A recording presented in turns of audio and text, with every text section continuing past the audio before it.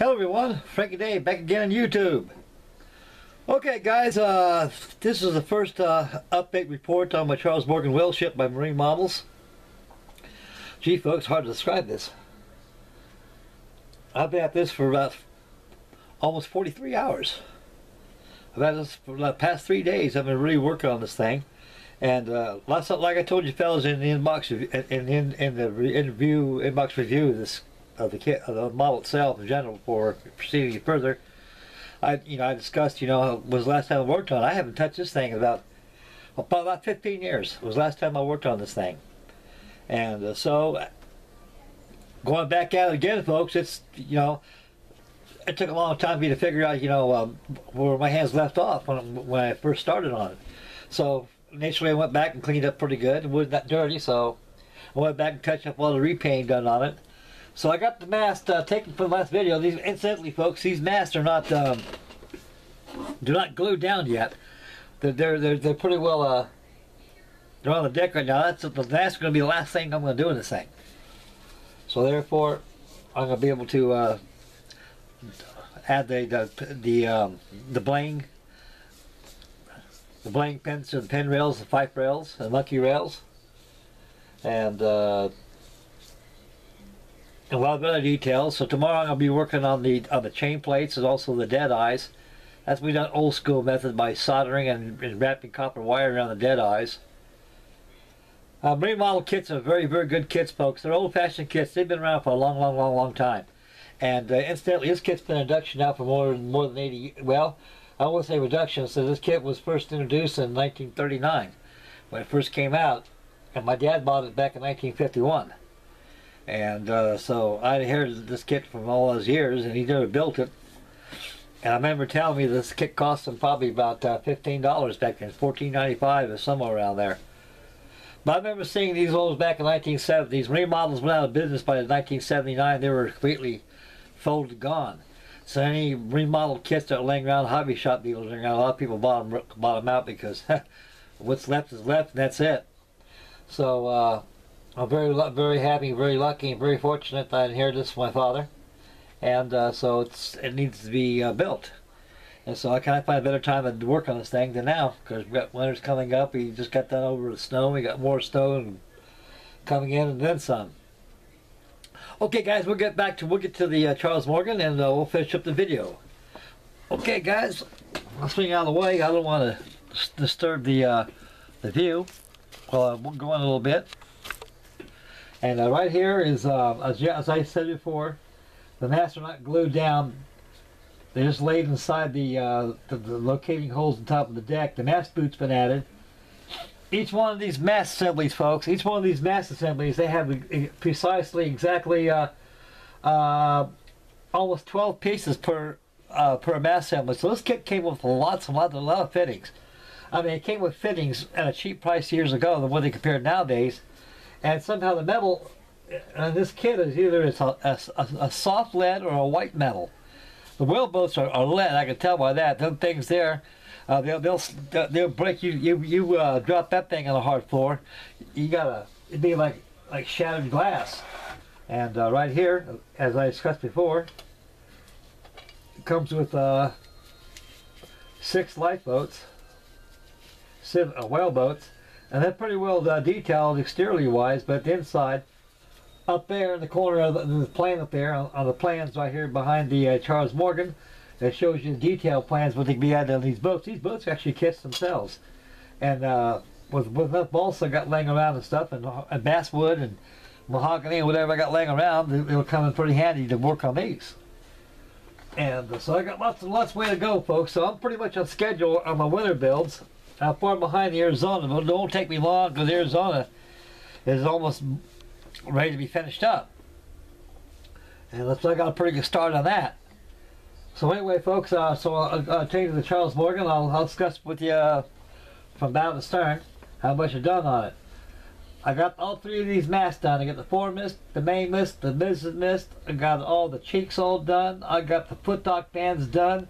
I got the chrome whale bands done. I got the fife rail done. I got all the boots, which goes on down to the deck to the mast. And you got your spreader bars up there, your mast caps, your cross trees, also your lookout hoops are up here. And same thing goes on, except no lookout hoops on the mizzen mast. It's always in the fore of the main. And a lot of it's upstream my sail work, so you can't see. So anyway, that was that. So on the galleass overheads here, top of here, I got the boat cradles all installed on top of the galleass roof here, and I got the anchors installed through the hawse lip to the hull, out through the chain plate into the anchor windlass into the chain plate locker. And that's all been done. The anchors, incidentally, folks, are still drying. I don't want to be able to lay on top of the cat head up here without getting black paint on there. There's got to be another coat. I need another coat of flat black paint done on that. I'm going to leave the chains like they are because the chains, they're starting to blacken by themselves because the kit's old. And a lot of the parts are starting to tarnish a little bit, so I'm going to do it for more age. So a little more age ain't going to hurt this thing. So this thing is pretty well good shape. It's all been cleaned. I took a stool, I gave the deck a good cleaning out. I got a special little tool I made. I got a piece of doweling with a T glued epoxy across it. And I stuck steel wool. It looks like a scratch pad. I made a miniature scratch pad, and I steel wooled the decks right there. And we've got all the residue out there from dust to clean up all the caulkings of the deck and everything. And like I say, guys, these remodel kits are very, very treasures of themselves. But there's only one exception. You got they're very difficult. The difficult about these kits are they're all solid hull. They give you a solid hull, all right. You got a hunk of wood that's all the way from the top of the crown of the bow all the way to the stern, a hunk of wood like that, and it's shaped like the hull itself. So what you got to do, you got to turn around and make chain plates. Not chain plates. Excuse me. You got to make templates. With these templates of mine, you got to use them as make sure your hull's in proportion to scale when you're carving a hull. In other words, you be in and out. You have nothing to go by. You sure can't go by the plans. You got to go by these here. These are called hull stations. So you got a little piece of the cardboard. You got to mark up your stations on your hull, and take your templates and put them across there. And make sure they conform to the size of your hull. If they fit real good, slide across real good, that hull is in tune and perfect in perfection. And that'll be that. After that's done, a big treat came up. This whole thing is solid wood. You got to take a router and Dremel tool and carve all that wood. I'll tell you, folks, the time I had a goddamn pile of solid bits about that big off that whole hull, I tried to get them carving it out. And once it's been all planed and leveled and honed out real good to perfection, I went ahead and made the decks, put the decks in there. I even put the nibblings along the waterways through there.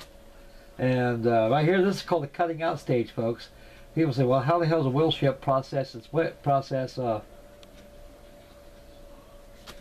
well? Well, this is called a cutting in stage. It's shaped like this, up, and like that. It fits right across here, folks, and it traces up and down by using a tackle. So the men walk out here, like walk on a plank. They walk on a plank, come out here, the whale's on board. They cut the whale up, and you got your bullocker hook, which comes down, hook up to your logger hook, which grabs the nail meat and pulls up and pulls down the hatch. And they put salt down there to keep it cured. Get on the port, they squeeze oil out of it.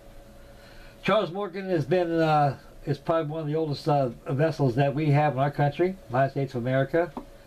She's been around for a long time, and 1926 was the last time she did her whaling. Okay, folks, so we'll get right back to me right now.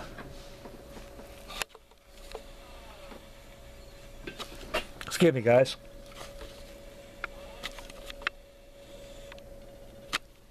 My apologies. I got to get used to the new camera. Okay, guys, I'll be here right now. So it's getting pretty close. I'm not ready to hit the part sack. So tomorrow I'll have a video of my Baltimore Clipper, and I got to make the dead eyes for this here. Get this thing going, and the dead eyes, also the stroppings of the chain plates. I'll be pretty busy at that, and so I should have a video tomorrow on my Bottle Shipways Baltimore Clipper. So far, I got one mast done, 4 masts all done and completed. It's inserted inside the hull that hasn't been glued yet.